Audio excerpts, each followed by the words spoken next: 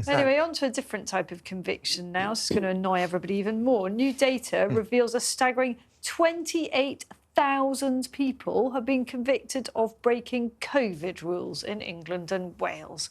Ministry of Justice figures obtained by The Guardian show that tens of thousands of people have been saddled with damaging fines and, in some cases, criminal records for minor infractions, including during the pandemic, really small things, going for walks when you weren't supposed to, that kind of thing, despite the government's insistence that it never intended to criminalise people over rule breaches.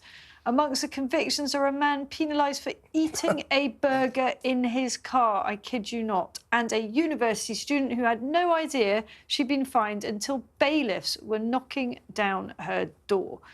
The figures are fuelling calls for the government to halt all criminal prosecutions, and seeing as many of those in Downing Street know exactly how easy it was to break lockdown rules, wouldn't it be only fair?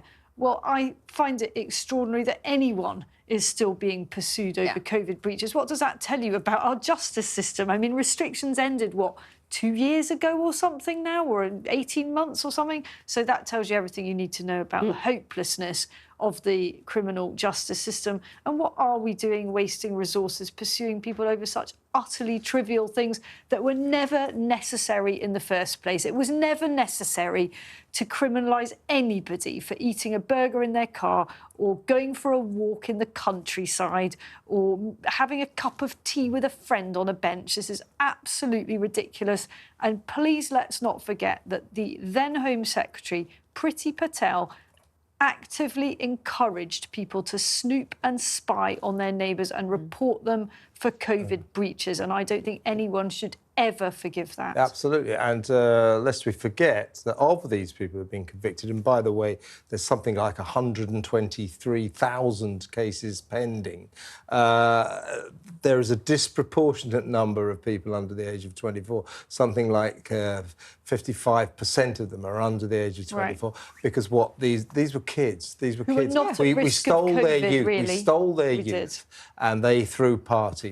And some of them are facing criminal records for the rest of their life. I think that's that's actually one of the problems. Actually, criminal records, because for so many things you have to declare whether you have a criminal record, and it actually affects whether you can get into something, whether you can maybe travel, it should be a badge of pride jobs. that you pushed back as a young person on restrictions that basically were unnecessary in terms of protecting those young people. They were not at risk.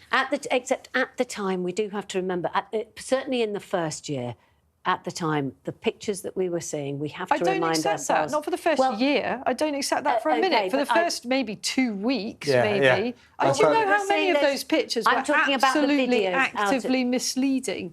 That little boy that supposedly died of COVID. Do you remember the horrific picture in the first couple of weeks of COVID of that little boy who was buried on his own by people in hazmat suits, and we were all led to believe that he died of COVID? He didn't. The inquest showed he died of other things. Yeah, I started to get suspicious after about 3 weeks of the first lockdown. I thought, hang on, wait a minute, this is all a bit weird. You know, people getting arrested for drinking coffee more than 3 feet away from each other. It's just absurd. Absolutely mad. What a mad country. But I think, Isabel, your point when you were pointing out that these cases are taking so long, we've discussed many times on this show how crippled the court system is. There is such a backlog. Pretty much everything. But pretty much everything. and one of the knock-on effects of those cases taking so long is that, exactly as we were talking about just a minute ago, a lot of particularly young offenders, I'm not talking about COVID offences, I'm talking about your young offenders, are being kept